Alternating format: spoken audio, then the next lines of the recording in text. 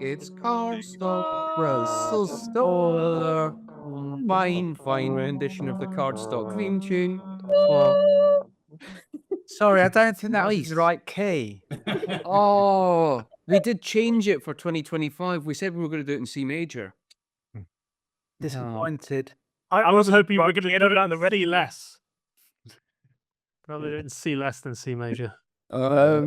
Indeed. So welcome to Cardstock. Our special guest this month is Lonny, who I met in Dubai as he was showing us the his amazing card deck. Have you got a copy with you, Lonny? Are you going to show us things? Yeah, I have it. I have our internal app that we use, so I can share that. And Brilliant. and maybe also a brief introduction to Afrofuturism to just orient folks, and go from there. That's partly what we're gonna be doing. We're actually, so our team, the AfroRhythm Futures Group, is going to Google Atlanta. It's going to Google Atlanta this week to for a leadership symposium with historically Black colleges, and playing our game. So that'll be next Tuesday. So excited about that. Excellent. So, well, on that note then, shall we start with an introduction? Who are you, Lonny? How have you ended up here? And by here, I mean in all the different heres. Well, so I got my PhD in communication at UC San Diego, and I did my dissertation on a place called the Institute for the Future, and they so I joined them as an intern, and was really interested in how folks conceive of the future, and learn from them about their techniques, and their legacy, and just realizing how Eurocentric futures thinking can be, and just kind of noticing that and thinking, well, how can we bring this, diversify futures thinking in general. And then I met folks that ended up creating the Black Speculative Arts movement in 2013, 2015, and helped become a co-organizer of that. Now, me, I'm very diverse. I grew up in Los Angeles. I'm Jewish, Black, Native American. I got it all. Like, I'm teen thousands of years of oppression. So, hey, but the idea of it was, how to, how thinking about how do we center people, especially marginalized communities, in the future. So Aisha Wormsley did this really amazing post billboard that said there are Black people in the future, and so I became an affiliate researcher with the Institute for the Future. Became a fellow at the Long Now Foundation. I met my buddy Ahmed Best because his brother and I were working. His brother-in-law actually called me up and said, "Hey, my brother-in-law wants to learn more about Afrofuturism. And by the way, he played Jar Jar Binks in Star Wars." I was like, "Oh, okay. I'm a Star Trek fan, but Star Wars is all right." And so, anyway, we ended up forming the AfroRhythm Futures Group. And we co-created the game AfroRhythms for the Future. Was working at an interesting lab called Dynamic Land in Oakland, which was doing augmented reality, and met a co-designer there, Eli Kosminski, who actually helped to build our app too. So it was like a whole combination of things. Anyway, I do a lot of things. So I'm chair of the communication department here at Cal State East Bay and a visiting professor at Stanford University. I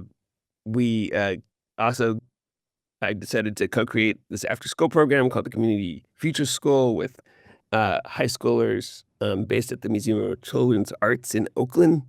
So we teach them about Afrofuturism and queer futurism and indigenous futurism and, all the stuff that Trump probably doesn't know about. So that's good. So they're building out their vision. These high schoolers are building out their vision of what Oakland might look like in 2045 through a portfolio of prototypes, and they use our game as a platform to do so. So that's part of what we're doing. And so, at the Institute for the Future, just as a way of introducing the game too, is just, I became familiar with how you materialize the future through acting it out, which is what the Institute for the Future was doing in the late 90s. Also playing games. So I ended up meeting Stuart Candy and Jane McGonigal and Duke Jake Dunnigan. And they all became sort of my mentors in how do you materialize the future through gaming and immersive experiences. And so that was a lot of fun. But I also wanted to, take it to a different context as well. So that's part of what, I was a contributor to this anthology called Afrofuturism 2.0, The Rise of Astro Blackness. And so that's, part of introducing Afrofuturism as a context for this game. That's brilliant. Do you want to show us the game? I think this is neat. Yeah. And maybe I'll show you a couple of key slides to introduce Afrofuturism as a context for the game, and then go to the game. All right. So this is because this is kind of standard of like how we play the game too. And I'll just share. Let's see my slides. A few key slides. I'm not going to do the whole presentation, but just like in a quick few minutes, kind of show you what we do. Oops, let me just go back for a second because I want to make sure that you see it. I'm going to stop sharing and make sure that all the audio and visual stuff is optimized, of course. So here we go. All right, here we go. All right. So I'm kind of using a thing I did. I just play this for a second. You kind of get a little bit of the feel. So, we're talking about bringing you to an Afrofuturism journey and what that means. And we go from what we call algorithms of oppression that surround us, through our phones and algorithms that weren't created by us, to envisioning what we call AfroRithms of liberation. So that's where the name comes from. You take Afro and rhythms from algorithms and you put them together to create AfroRithms. Really putting, envisioning the future of computing on the beats of African and Native American roots in some ways, right? So from there, I also, always do an acknowledgement of where I come from in terms of Native American lineage, and that I'm on Ohlone land here in Oakland. I'm going to go forward a bit so you don't have to see everything. But a key term here is the rise of Astro Blackness. And there was a really fascinating exhibition called Unveiling Visions, the Alchemy of the Black Imagination in New York City in 2013. Actually 2015, that is. And it was really amazing to see this artist, Manuel Bozeman, who's did this poster. We see, the multicolored hues of the Black imagination exploding in someone's mind. And then the center image here of the Mothership by this local artist here in the Bay Area, Katana Wynn. And, we usually see the Mothership through, Parliament Funkadelic, that group, that musical group. But also seeing the Mothership in a different light like this was just like really amazing. And then, as I was building the game, there was these series of posters literally unfolding across the street by one of the leading artists of the Black Panther Party when the Black Panther film came out. And she says, "Welcome to Panther territory, the time is now." So it's just like really fascinating. But the rise of Astro Blackness, and this is kind of the key to what the game is about too, that we'll go over soon and see, is just that, and that's the logo for the Black Speculative Arts movement, but it's about the rise of what's called Astro Blackness, a person's Black state of consciousness, kind of like how it's released from this confining and crippling slave or colonial mentality who becomes aware of the multitude and varied possibilities and probabilities within the universe. And this is from the Reverend Andrew Rollins, a Baptist minister who contributed this term. So that's, part of it. Like, how do we rise above that mentality and achieve liberation? Unleash our radical imaginations. And that's part of what the game is about, too. And a really important point here is just to understand how we came to be as the Black diaspora, that it's kind of like a science fiction horror story. So Black people have always been futurists because, imagine that that the use of the Enlightenment tools, kidnapping millions of peoples from the West Africa and taking them across a vast interstellar sea. And then they arrive at the Americas and they're stripped or could be killed if they practice their language, their music, their religion. And so they have to innovate and transform. So Afrofuturism aims to reclaim and transform the trauma of past atrocities against the Black and Afro-queer diaspora. And so, with the imposition of Christianity, African slaves in the Americas transformed those hymns or Christian hymnals into spirituals that are really sonic utopias. Like Swing Low, Sweet Chariot is also a code for escaping that slavery as well. So they became visions of the future, of ancestral intelligence, and then evolved into the blues, into jazz, into rock and roll, hip hop, house music, and literally, to this day, carry the legacy of African dreams of liberation, African diaspora dreams of liberation as well from colonization. So that's, part of this. And so, we talk about where our ancestors meet us in the present to create the future at the Kalinga lines. So it's from the Congo Cosmogram. And then just real quickly, W.E.B. Du Bois, he was not only a sociologist and the first African-American to get a PhD at Harvard, but he was a science fiction writer. So he in his archive, they discovered that he had created an anthology of science fiction called the Princess Steele novels. And he actually created this invention called the megascope to look for the undiscovered stories. And that's really interesting because there's so many, with the onslaught of colonization and the erasure of African traditions in the Americas and indigenous civilizations, we're uncovering undiscovered stories. And the game aims to amplify that. So there's this really important term too called Afrofuture types or Afrofuture topes that are Black signals of the future that find and reclaim the traces of Black cultural visions alongside erasures of those signals. So, there was the Hidden Figures example I use a lot because that was an example of NASA Black women, engineers, computer scientists, mathematicians that were charting the trajectory into space. And so that was an example of a signal that wasn't, had recently gone, people didn't know about that story. And then it was uncovered and we amplify that in the future to show that we exist in the future. We have created the future. We are the future too. So that's part of this. So with that, I'm just going to, go right into the game in terms of Afrofuturism 2, combine science fiction and fantasy to re-examine how the future is currently imagined, and then to envision alternative futures based on the Black experience, based on indigenous futurism and queer futurism too. So that's part of what this is about. So anyway, I'm going to just show you, the game and just introduce you to it. And those are the main cards. And let's go to the game. So, and then if there's any questions too, of course, I'm going to stop sharing. But let's see if it lets me get to the button I want to get to. All right, let's escape. Let's see.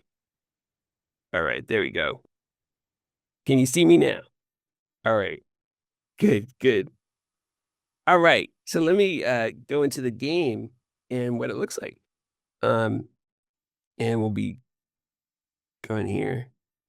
So if you can all see that, this is, and maybe I'll make it bigger. Oops.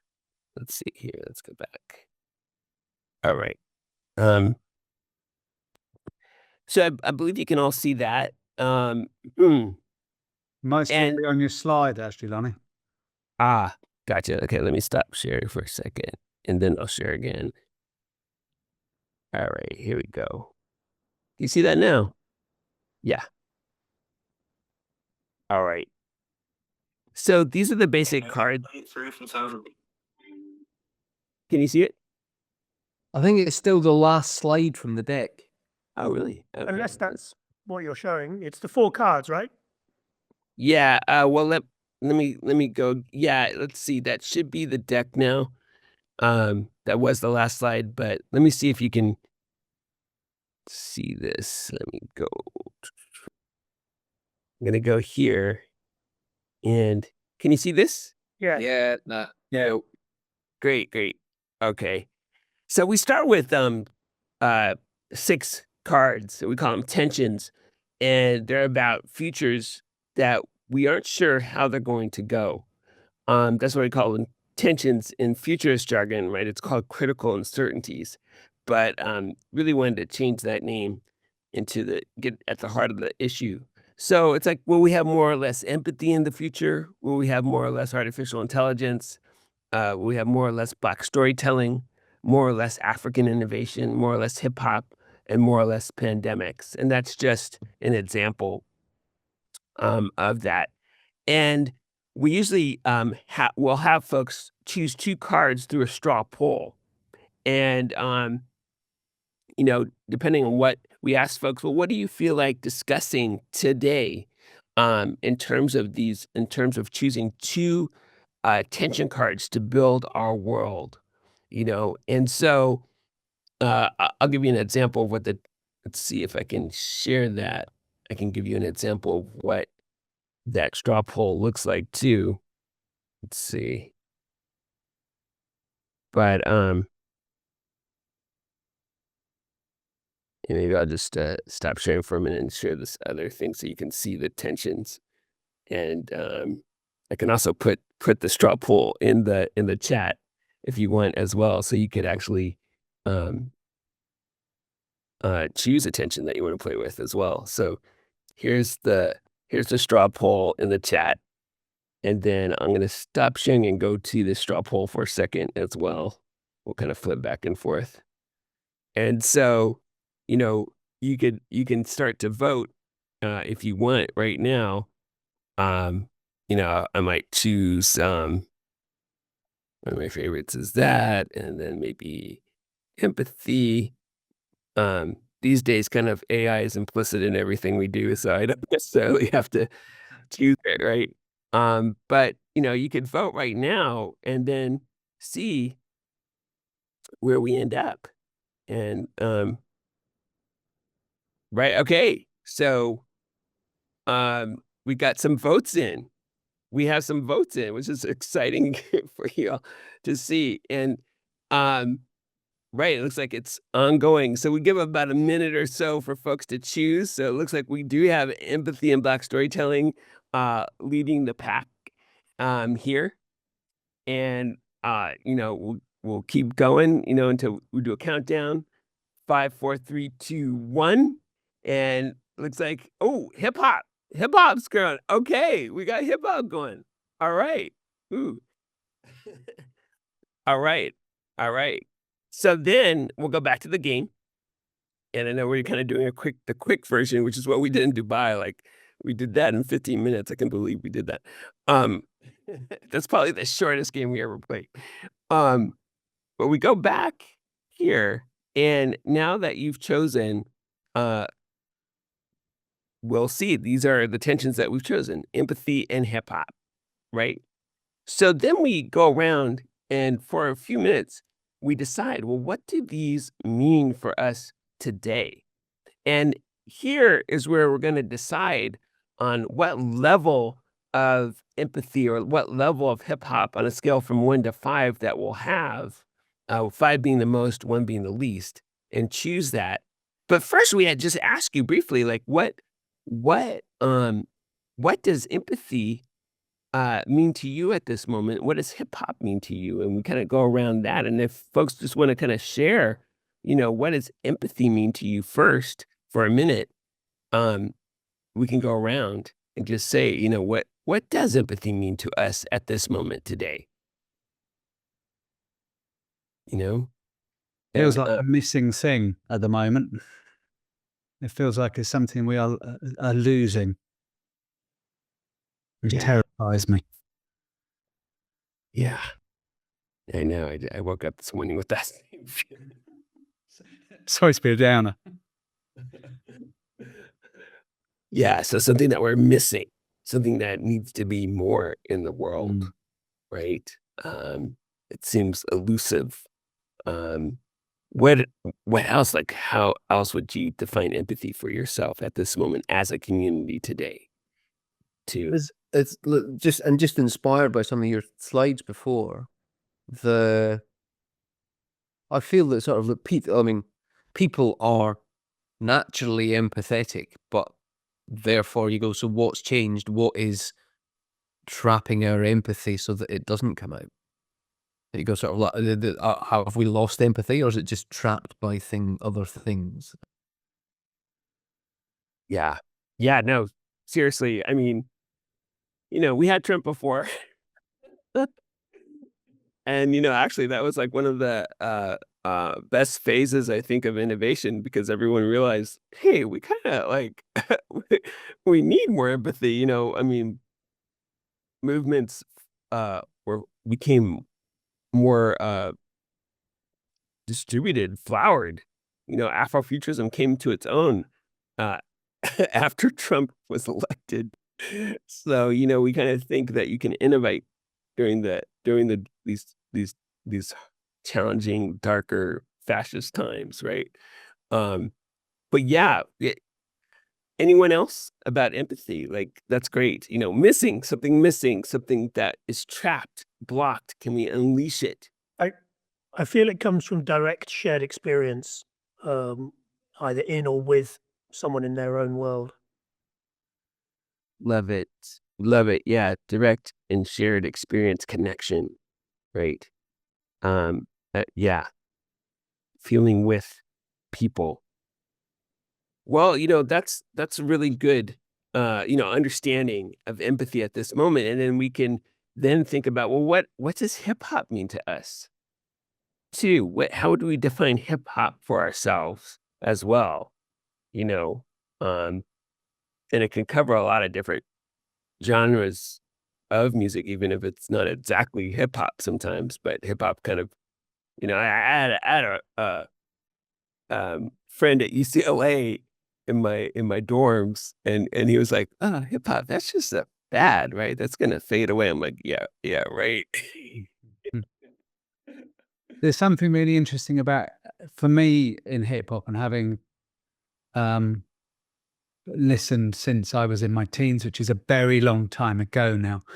The creative reuse is at the essence of it for me.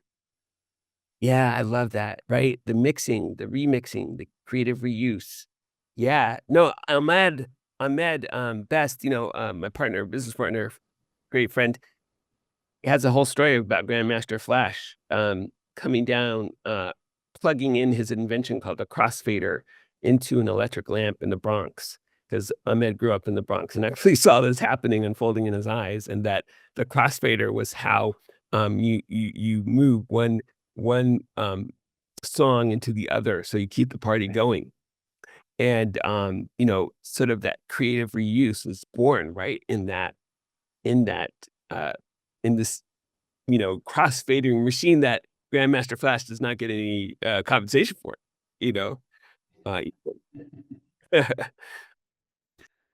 So maybe one more definition of what, or explanation of what There's a hip-hop. couple of things in the chat, John. I think. Yeah. Oh yeah. Let's look. Yeah, I wasn't looking at the chat. Thank you. Yeah, of course, the chat. That we always use the chat too. Yeah. So, yeah. Yeah, very participatory, right? Ground up, using the things around you to make something new. Yeah, call and response. Absolutely. Absolutely. So I always look to, I look at a lot of things. Oh, polygamy. Right. Right. Um, all those really, yeah, the call and response. It just, you feel the rhythms of hip hop bringing forth sonic utopias in various forms too.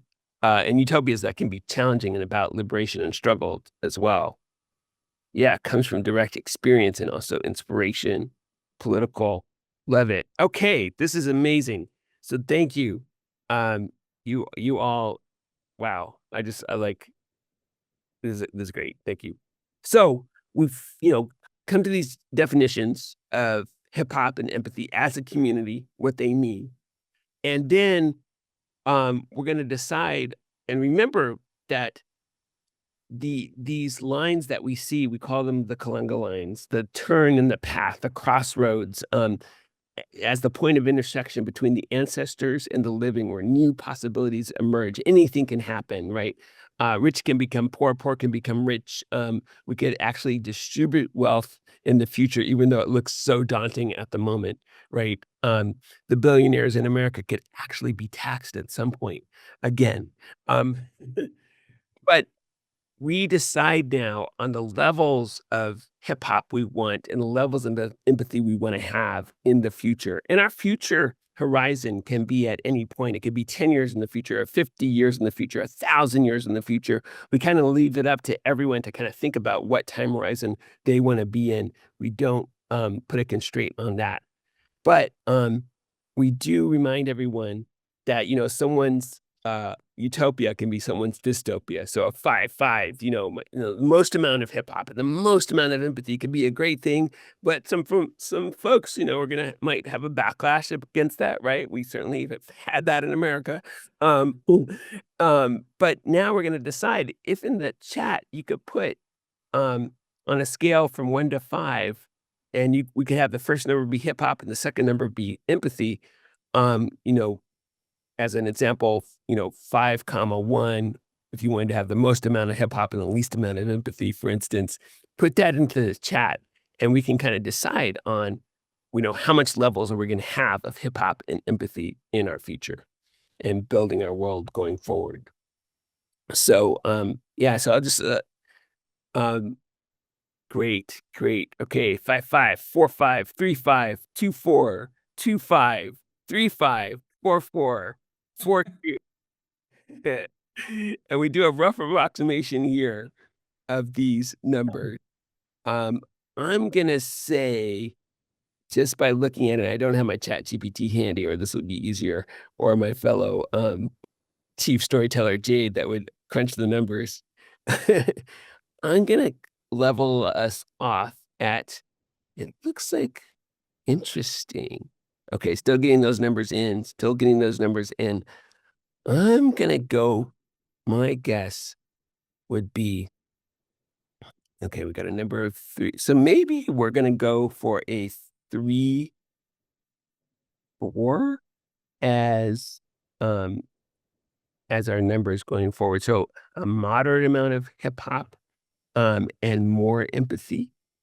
And that becomes the levels of these tensions in our future world. So we got that. And so now what we'll do is we'll go to our phase of actually building artifacts in the future.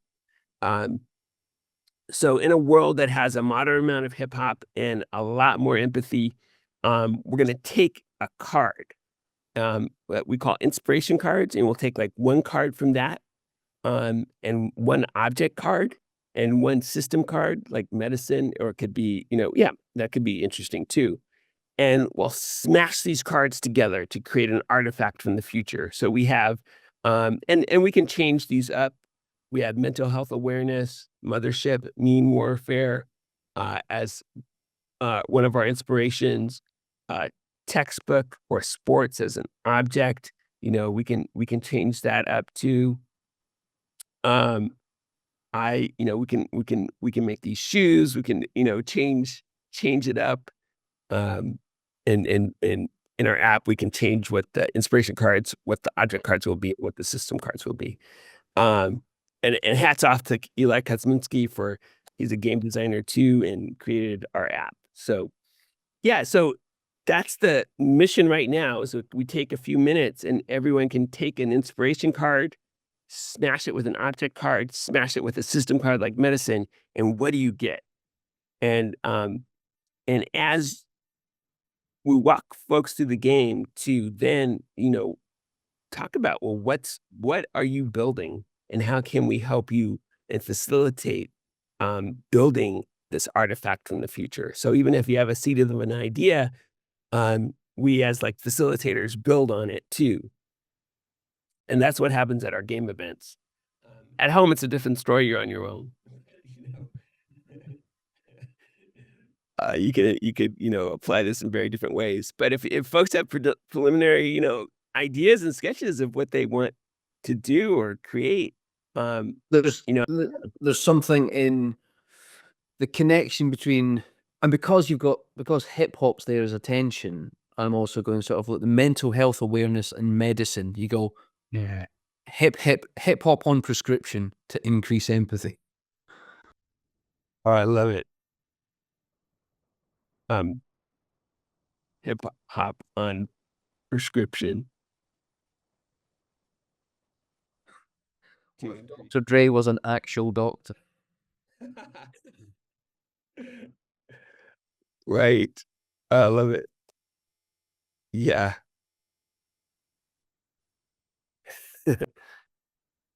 Yeah.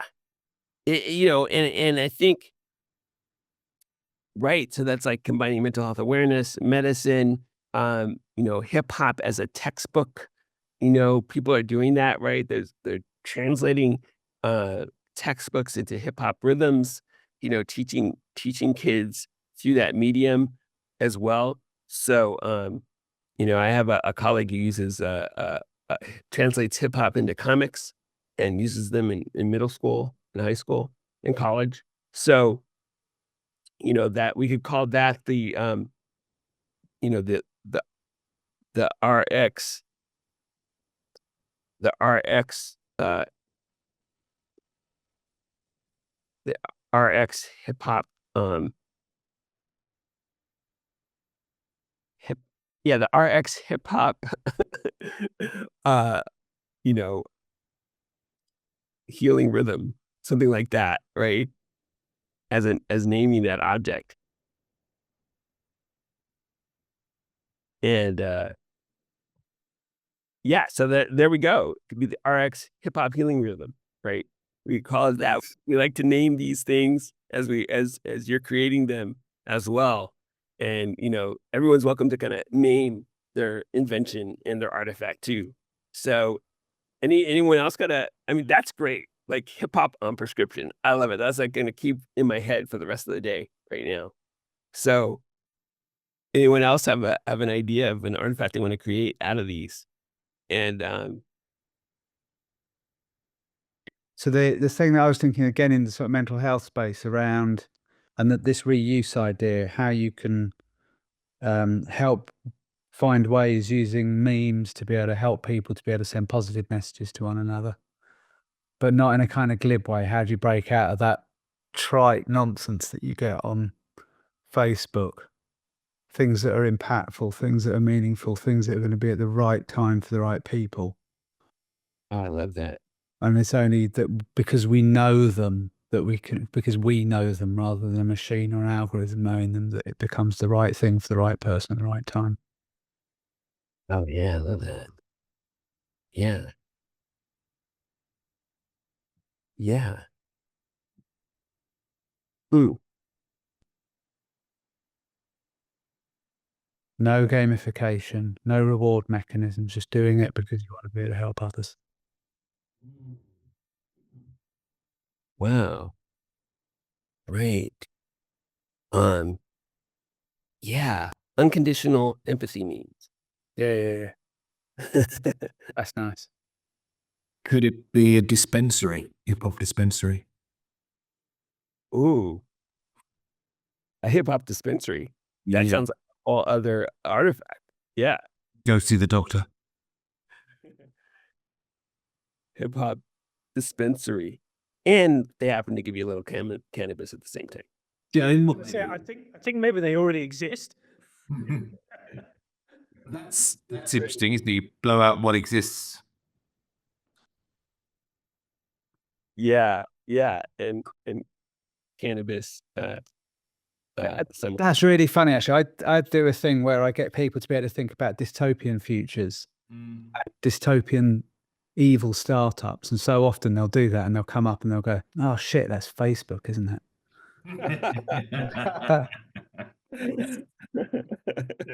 There's many of those left to create. It's already done, I mean.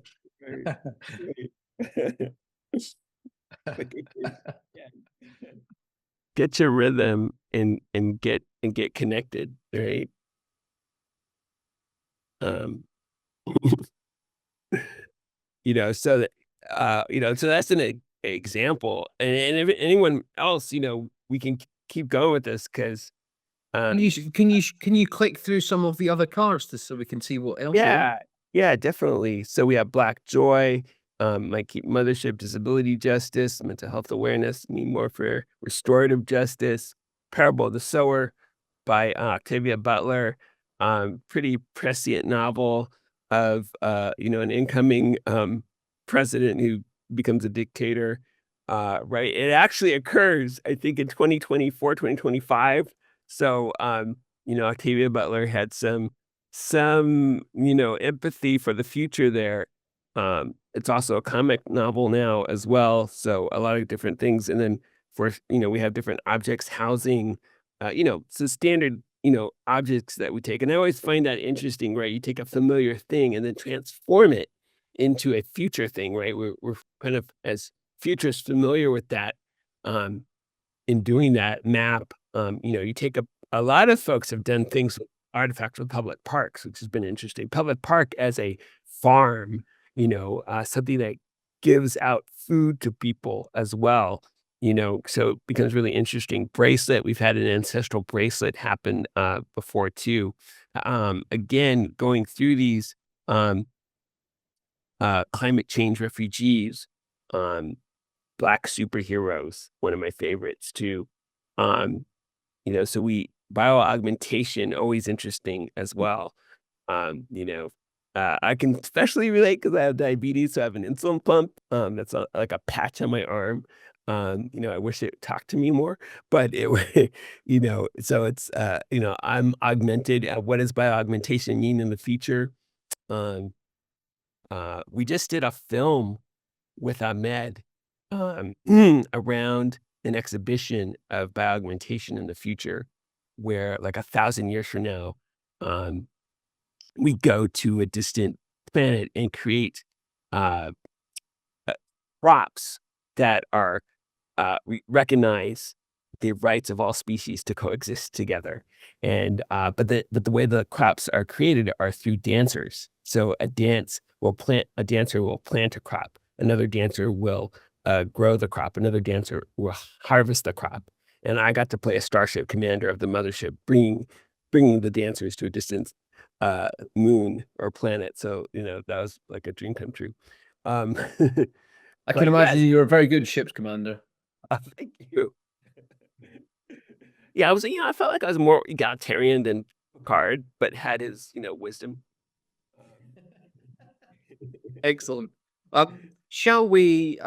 This is brilliant. And do you want to stop sharing them? We'll we'll get people to to come in with questions, observations, whatever. Yeah. I'm going to kick off with the first one. So that and this is a fairly obvious one, but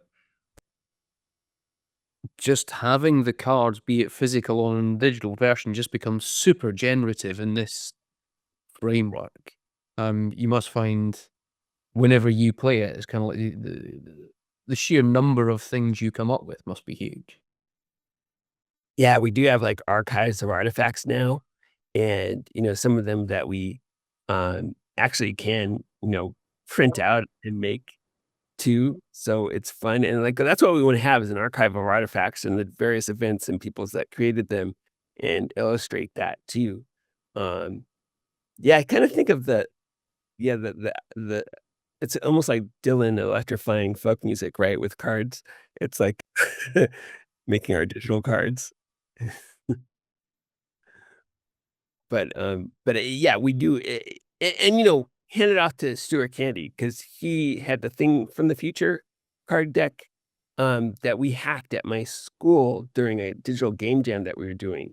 And it was predominantly with women that we were working with. And, you know, Stuart's cards are like, there's a mood card and there's a terrain card that's like about a different context, like childhood or identity. And then an object card, right? But you know, we did this in 2017. Beyonce's album Lemonade had just come out, and so the women, predominantly minority women, were like Black, Latino women, were like saying, "Well, where's the purse?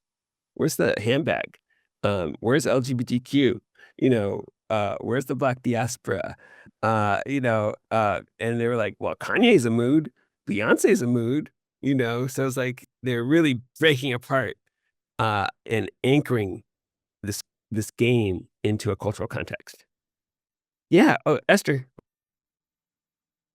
I just wanted to jump in there as you were talking about this, because one of my questions is, what was your process for deciding what's in the deck? I mean, it's clear that so much of your experience is informing working with folks and putting this in here, but you can't have a million cards. And so both, what is the process? And also, as you're thinking about the evolution of AfroRithms and how it integrates, you know, the next awesome album drop, and how you can make sure that those really important cultural cues are there too, what you're thinking about within the team and yourself. Curious to know. Yeah, I mean, some of the cards that you didn't see are of people, and some folks know those people. We realize that like it takes a little bit more explaining for those inspirational cards, but like we have Kendrick Lamar, Sheree Renee Thomas, who's a big speculative arts writer in the Black speculative arts movement. She actually discovered W. Du Bois's archive of his science fiction novel, and I just realized that recently. So we have those folks as inspirations, but so it was hard because you only have 75 cards, and we had to decide. But we wanted to do certain things that would be kind of maybe obvious for folks in the Afrofuturism world and things that we could explain. But Black Joy was an easy one. Black Superheroes was an easy one. I mean, I grew up in the science fiction climate of the 70s, right? And didn't see myself barely acknowledged as person of color aside from Lieutenant Uhura. So the idea was like, well, how do we create a media ecosystem that really acknowledges and recognizes our lived experience too? So AfroRithms has also been taken to other countries and transformed into a totally different cultural context as well. So that's the point too, is that folks can remake this, reuse this, like we talked about hip hop. It's a great metaphor, right? So I love your question because that was hard. Oh, and Matt. Yeah, that just got me thinking. One of the things that's been starting to get into my head, and this is a sign of the repeating midlife crises that I seem to be experiencing in the last few years, that the idea of actually something like this around people who are older, and particularly the way in which technology for older people seems to be exclusively assisted technology to be able to compensate for things that don't work, designed by people who aren't older, so they don't know anything about it. And what there is about designing technologies for people who are older that isn't just about enabling us to traverse stairs or whatever else it is thought that we need to be able to muddle through the day.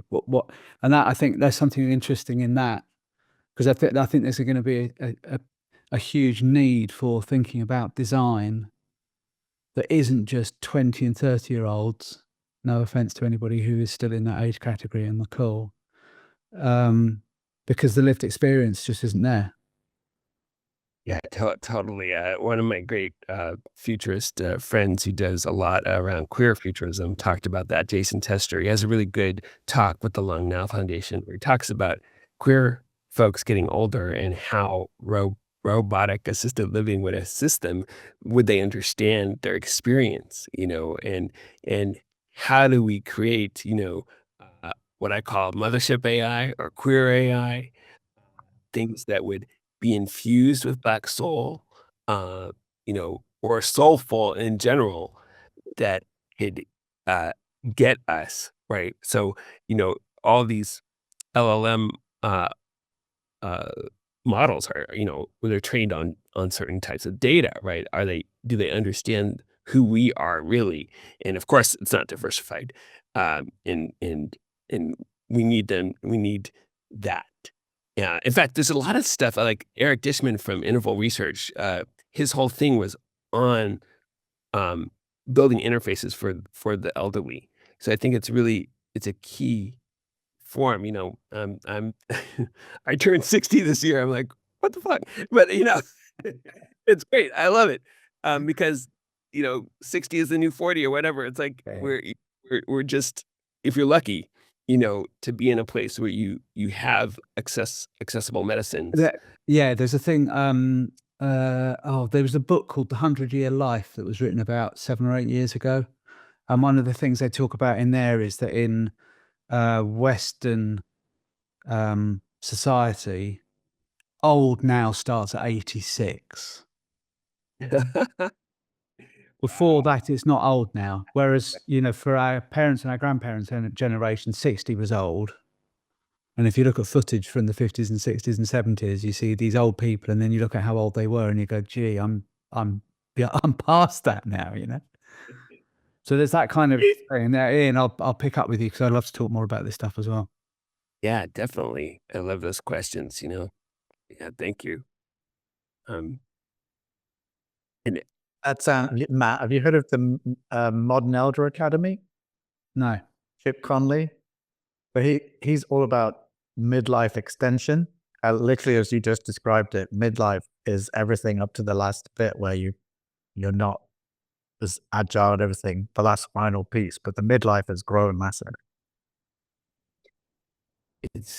I think that's really interesting. I mean, especially, it's like the Trump administration is actually supporting this longevity science, but for who, right? And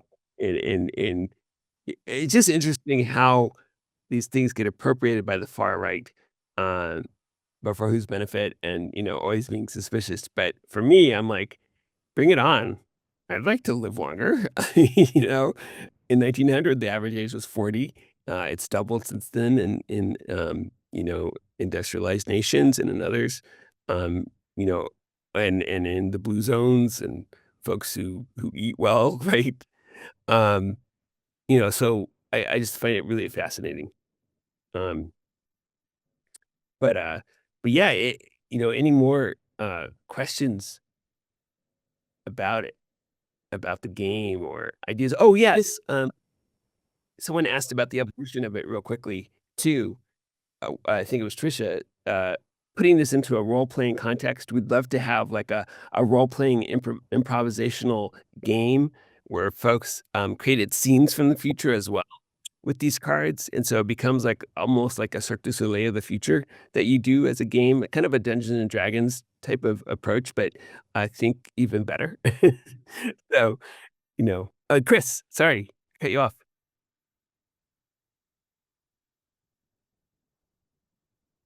Or someone was going to get on.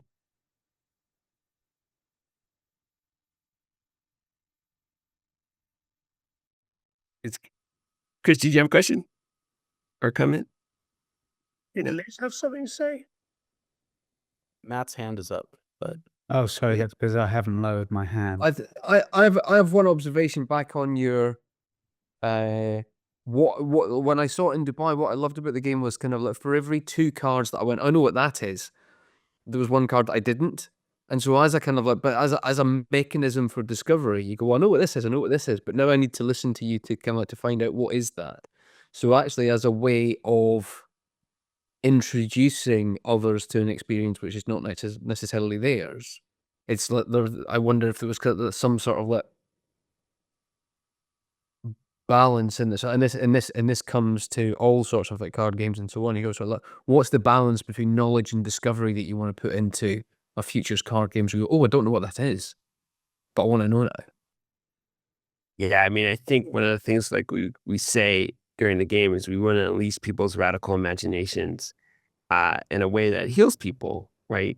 And we also try to create that space where no one's wrong, you know, just a space where people can imagine, you know, and I think that's I love what you said, like, well, what is that card about? You know, and it's a kind of a gateway. It's the megascope to find that undiscovered story, and I think that's what's really fun about what we can do. Oh, that I want to on the megascope thing. I want to show you this. I doodled this years ago when I was playing around with, and as soon as you saw it, I went, "Oh, that's a thing." I don't know. Can you see that? Oh, wait, is it a map? No. Oh, no, I see. Oh, I see. Oh, that's cool. Oh, it's like the cone of possibility through a telescope almost. Right? It was kind of that was my initial for others here who know what I'm talking about. That was my initial diagram of the obliquoscope. Oh, that's awesome. Oh, I love it. But yeah, I saw that thing. I went, "Oh, that!" But it's kind of like it just goes to show that. So like, there's no new ideas. There's just new combinations and new contexts and discovering new things. Reuse is real. Shakespeare did it. Yep. But we have 2 minutes. We have 2 minutes to go. Any final reflections, thoughts, prompts, patterns you see? Can we get hold of the deck outside of the US? I'm just looking at the Yeah. Let me give you shipping. the. It seems to only allow US addresses. Oh yeah, you can. We work on that on an individual basis, but we do ship out internationally too. And then Jade can handle that as well. And I think you probably have the website, but just contact me. Okay, We can get a deck out to you. that's awesome. It's been really interesting, this, Lonny. Thank you. Thanks. I really like what John said about the unexpected, the options that stop you in your tracks, because it's so easy to see all the standard things and just have your standard response. So that was really valuable to remember when you're designing a deck, to have things that people don't expect. Yeah, the surprise and the surprise combinations I love. And oh, Felipe. Yes. Hello. Nice to meet you all. I have a question, but it's like the awful boring question. So I am young, as we were discussing, and I'm finding myself starting the academic career. I'm in academia, so, researching stuff like this. So I often find myself justifying the stuff that you do, and in academia you have to justify with research.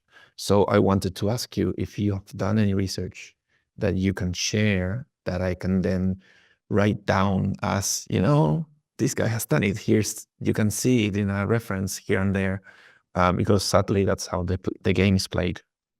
Yeah, definitely. I've written a few articles about AfroRithms itself, in a recent Black anthology on design, and another where I've had students play the game in other games, and research how their imaginations were unleashed, or they critiqued a game that Jay McGonigal did too, which is really interesting. So I can share these articles with you. So yeah, there's solid research being done on this. Yeah, so it's all good. What I'll do is I'll upload a recording of this call, and then Lonny, if you send me any additional links to research, whatever else and so on, we'll put them all in the same place, and then distribute them to the mailing list. All right. All right. Um, we're at time, ladies and gentlemen, and we run a tight ship here at Cardstock. But the other thing we also do is we sing the Cardstock theme tune on the way out. So Can I get it right key this time, please? in the right key. What key do you want it in, Matt? G maybe. Before we start G maybe, Cardstock theme tune, I'd like everyone to say thank you very much to Lonny. Thank you. That was awesome. Thank you, Lonny. Yeah. Thank you so much for spending a very early morning in January with us. And in 3, 2, 1, the Cardstock theme tune. Go. Ba- ba- ba- ba- ba- ba-